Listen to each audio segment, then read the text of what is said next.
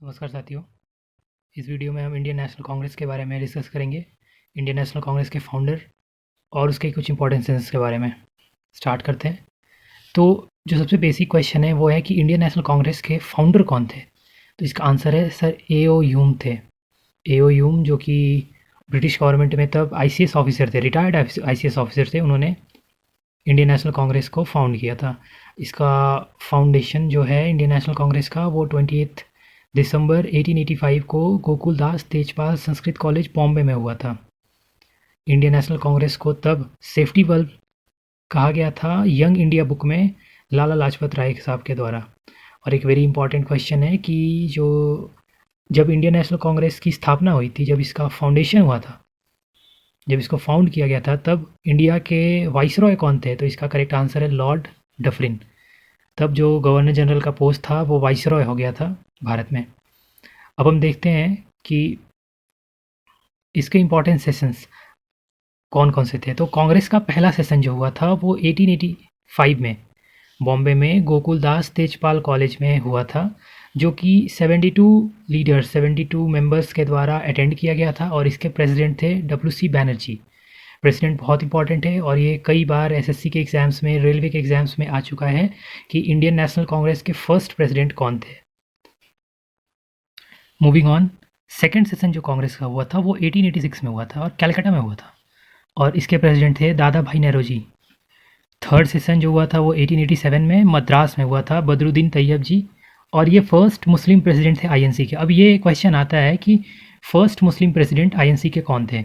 तो यहाँ पे देखिए, तीसरा मीटिंग जो हुआ है, तीसरा सेशन जो हुआ है वो 1887 में हुआ है और मद्रास में हुआ है। तो M for Madras and M for Muslim, तो इसको हम निमोनिक बना सकते हैं। और बदरुद्दीन तैयब जी हमारे पहले मुस्लिम प्रेसिडेंट थे आईएनसी के, जो कि मद्रास के सेशन में हुए थे। थर्ड के बाद फोर्थ सेशन कांग्रेस का इलाहाबाद में होता है। जॉर्ज ह्यूले बनते हैं इसके प्रेसिडेंट और ये फर्स्ट ब्रिटिश प्रेसिडेंट थे। अब हम इसको कनेक्ट करते हैं, A for Allahabad and A for अंग्रेज। तो अंग्रेज, पहले अंग्रेज जो कि आईएनसी के प्रेसिडेंट बने हैं वो फोर्थ सेशन में बने हैं, इलाहाबाद में बने हैं, और उनका नाम है जॉर्ज ह्यूले।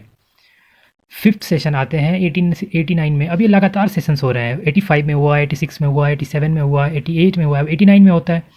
वापस से ये बॉम्बे में होता है। बॉम्बे से चले थे और वापस से हम बॉम्बे पे आए हैं। ये सब अंग्रेज़ों के ज़माने में ब्रिटिश इंडिया की तब की प्रेसिडेंसी हुआ करती थी, तो बड़े बड़े शहर हुआ करते थे, वहाँ पे रेलवे की कनेक्टिविटी थी, रोड अच्छे थे, तो लोग वहाँ पे मीटिंग करते थे। अब ये बॉम्बे में सर विलियम विडेनबर्ग बनते हैं और ये विलियम विडेनबर्ग जो होते हैं वो ए.ओ. ह्यूम के बहुत करीबी रहते हैं और इन्होंने ए.ओ. ह्यूम की बायोग्राफी भी लिखी है। ये काफ़ी क्वालिटी का क्वेश्चन है और ये वेरी इंपॉर्टेंट क्वेश्चन भी है कि ए.ओ. ह्यूम की बायोग्राफी किसने लिखी है। तो उसका आंसर होगा सर विलियम विडेनबर्ग, जो कि कांग्रेस के 5वें सेशन के, जो कि बॉम्बे में प्रिसाइड हुआ था, उसके ये प्रेसिडेंट थे। नेक्स्ट आते हैं सिक्स सेशन पे, वापस कलकत्ता में। बॉम्बे के बाद यहाँ पे भी हम बॉम्बे के बाद कलकत्ता गए थे, फिर से हम बॉम्बे के बाद कलकत्ता में देखेंगे। तो यहाँ पे फिरोज शाह मेहता प्रेसिडेंट बनते हैं और फिरोज शाह मेहता है ये दादा भाई नेरोजी के काफ़ी करीबी रहते हैं। और इस सेशन की खास बात क्या है कि यहाँ पे first women graduate Kadambini Ganguly participate करती हैं मीटिंग में। First women graduate Kadambini Ganguly meeting में पार्टिसिपेट करती हैं कलकत्ता की। सिक्स सेशन के बाद जो इंपॉर्टेंट सेशन है वो ट्वेल्थ सेशन है, जो कि ट्वेल्थ सेशन जो कि 1896 में होस्ट होता है कलकत्ता में। और यहाँ पे रहमतुल्ला जो है वो प्रेसिडेंट बनते हैं। और इस सेशन की खास बात ये रहती है कि वंदे मातरम, जो कि नेशनल सॉन्ग है इंडिया का, वंदे मातरम, इसको गाया जाता है पहली बार। और ये वंदे मातरम जो गीत है, ये जो सॉन्ग है, उसको आनंद मठ नामक जो पुस्तक है जिसको बंकिम चंद्र चटर्जी ने लिखी थी, और उन्होंने ये सॉन्ग को भी कंपोज किया था सन्यासी विद्रोह के समय जो कि सन्यासी रिवोल्ट होता है, वहाँ से ये बुक, उसके बारे में लिखा हुआ है इस बुक में। और ये जो सॉन्ग है वंदे मातरम वो इस बुक में है। तो इसको गाया जाता है कलकत्ता के सेशन में और ये 1896 में होता है। अब नेक्स्ट सेशन की बात करते हैं हम कांग्रेस की। अब जो नेक्स्ट सेशन है कांग्रेस का वो 10 साल बाद होस्ट होता है 1906 में, और ये 22nd सेशन होता है कांग्रेस का। और ये फिर से कलकत्ता में होता है और इसके प्रेसिडेंट होते हैं श्री दादा भाई नेरोजी। और ये सेशन इसलिए इम्पॉर्टेंट है क्योंकि यहाँ पे स्वराज वर्ड का use for the first time the word Swaraj was used by बाल गंगाधर तिलक, जो कि यूज़ करते हैं स्वराज वर्ड को फर्स्ट टाइम कलकत्ता के सेशन में 1906 में।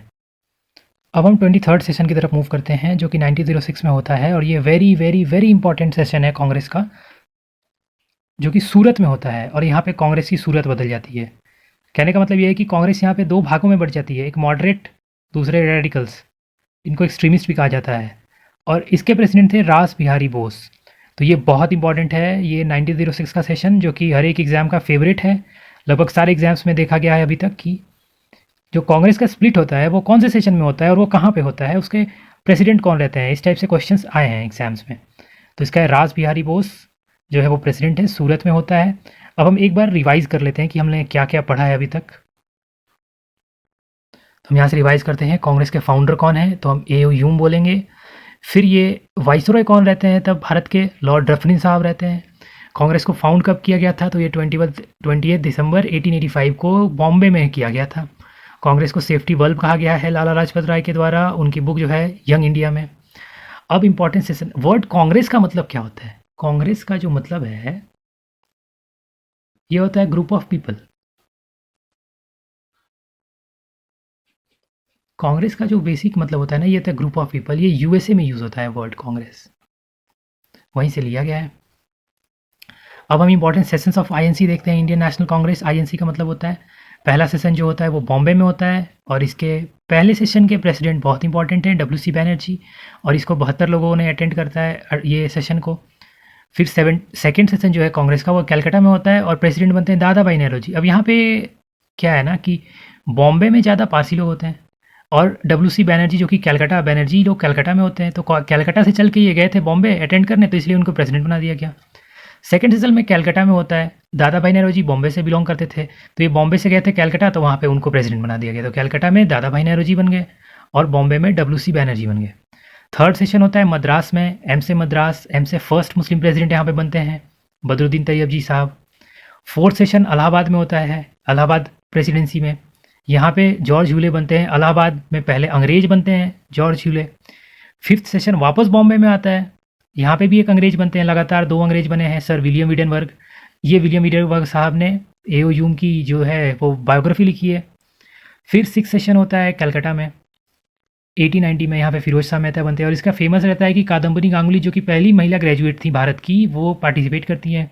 अब गांगुली लोग कहाँ होते हैं, गांगुली लोग बेसिकली कलकत्ता में होते हैं, तो कलकत्ता में इन्होंने पार्टिसिपेट किया था। अब 12th सेशन है जो कांग्रेस का 6 साल बाद होता है, फिर से कलकत्ता में होता है, और रहमतुल्लाह के प्रेसिडेंटशिप में वंदे मातरम सॉन्ग को गाया जाता है, जो कि भारत का बाद में जाके नेशनल सॉन्ग बनता है।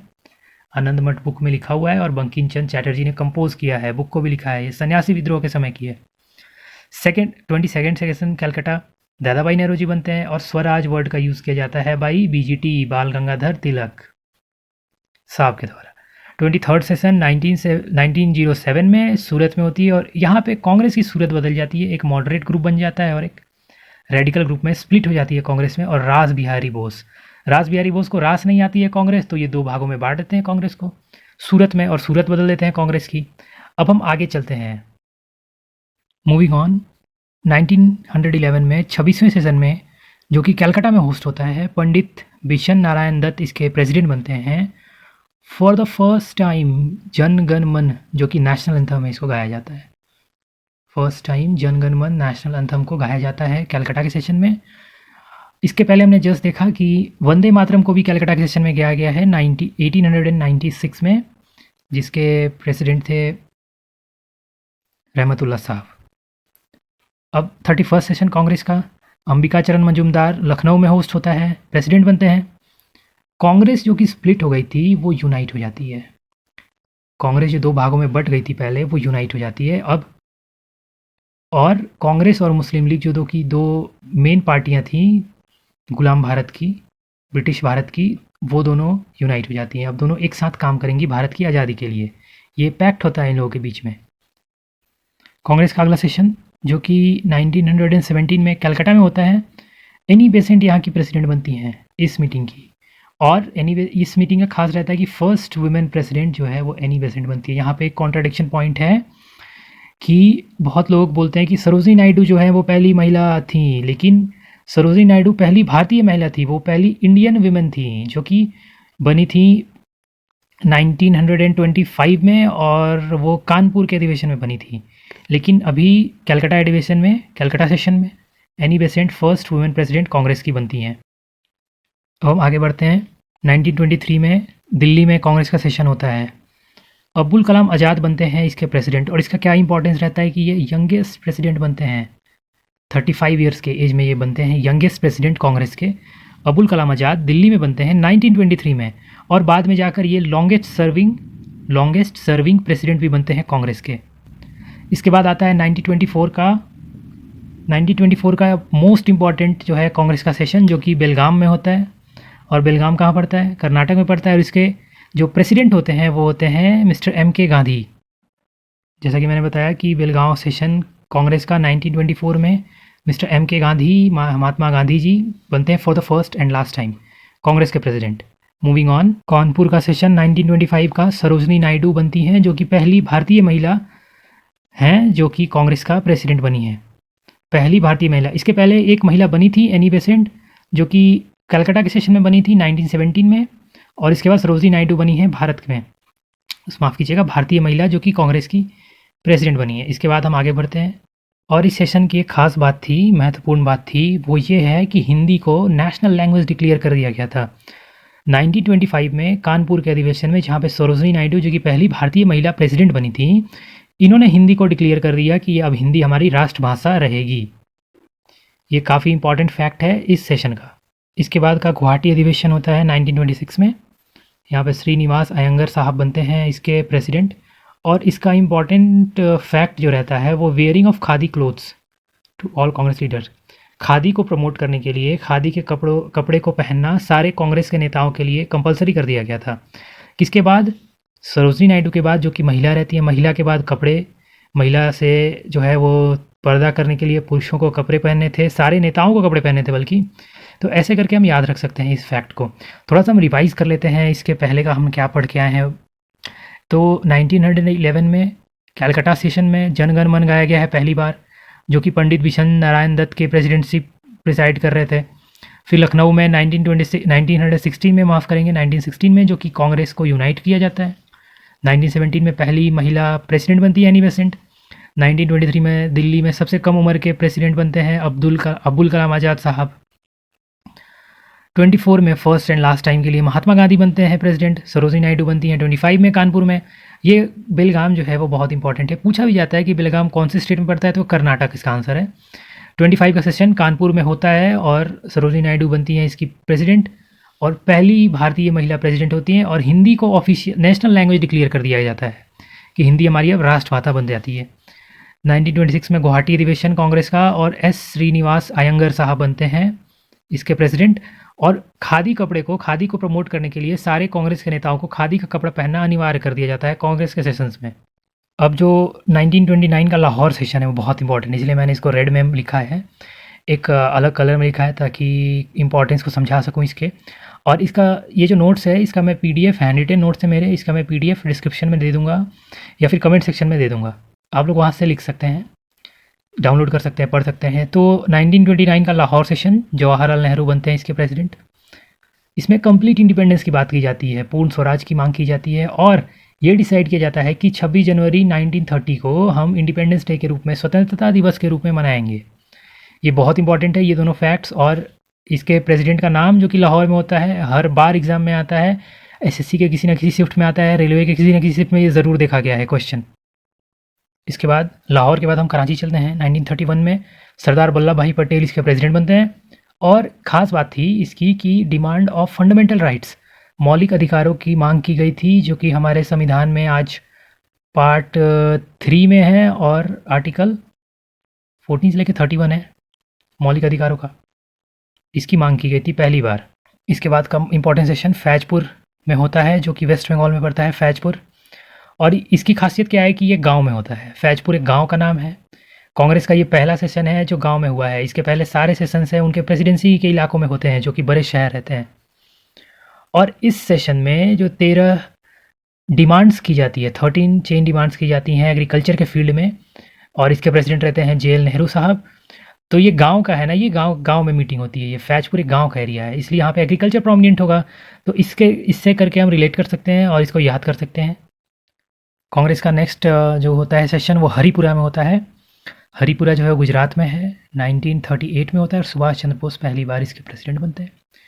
और इसमें नेशनल प्लानिंग कमेटी की डिमांड की जाती है इस सेशन में, और प्रिंसली स्टेट्स जो कि राजा महाराजा हुआ करते थे वो पार्टिसिपेट नहीं करते थे कांग्रेस में, उन्होंने पहली बार कांग्रेस में पार्टिसिपेट किया। हरिपुरा सेशन 1938, सुभाष चंद्र बोस इसके प्रेसिडेंट थे। इसके बाद 1939 का सेशन जो कि त्रिपुरी में होता है, त्रिपुरी मध्य प्रदेश में स्थित है। त्रिपुरी मध्य प्रदेश का एक शहर है। सुभाष चंद्र बोस यहाँ पे कांग्रेस के प्रेसिडेंट इलेक्शन के माध्यम से जीते हैं। यहाँ पे सुभाष चंद्र बोस और गांधी जी के बीच में कुछ कॉन्फ्लिक्ट हो जाता है, जिसके बाद सुभाष चंद्र बोस ने रिज़ाइन कर देते हैं और फिर उसके बाद डॉक्टर राजेंद्र प्रसाद को इसका प्रेसिडेंट बनाया जाता है। एक्चुअली होता क्या है कि गांधी जी अपना कैंडिडेट इलेक्शन में उतारते हैं, प्रेसिडेंटशिप की इलेक्शन जो रहती है उसमें पट्टाभी सीतारमैया को, और सुभाष चंद्र बोस अपना लड़ते हैं। लेकिन सुभाष चंद्र बोस का क्रेज तब ज़्यादा रहता है, तो वो सुभाष चंद्र बोस ये इलेक्शन जीत जाते हैं 13,000 वोट से, और वो इलेक्ट हो जाते हैं। पर जीतने के बाद सुभाष चंद्र बोस को लगता है कि वो गांधी जी को, बापू को थोड़ा हर्ट कर रहे हैं, तो इसकी वजह से उन्होंने सोचता है कि मैं रिज़ाइन दे देता हूँ, और उन्होंने अपना रिजिग्नेशन दे देता है, और doctor Rajendra Prasad next president बनाए जाते हैं त्रिपुरी में 1939 में। मूविंग ऑन, 1914 से लेके 45 तक, 1940-45 में रामगढ़ में सेशन होता है। 1940 का ही देखते हैं। मौलाना अबुल कलाम आज़ाद इसके प्रेसिडेंट बनते हैं, और इसके बीच में कोई सेशन नहीं होता है। फिर 1945 का सेशन मौलाना अबुल कलाम आज़ाद बनते हैं। अब जब ये इतने बीच में सेशन होता नहीं है तो इन्हीं को प्रेसिडेंट माना जाता है, इसलिए इनको बोलते हैं कि is the longest serving president of INC. एक बार पहले ये 1923 में भी बने थे, तब ये यंगेस्ट थे, अब ये लॉन्गेस्ट बन गए। फिर 46 में होता है, 1946 में मीरठ में जेबी कृपलानी साहब बनते हैं। फिर 48 में जयपुर में होता है पट्टाभी सीतारमैया। फिर 1950 का सेशन नासिक में होता है, जहाँ पे पुरुषोत्तम दास इसके प्रेसिडेंट बनते हैं। अब हम रिवाइज़ करते हैं इसको एक यूनिक वे में।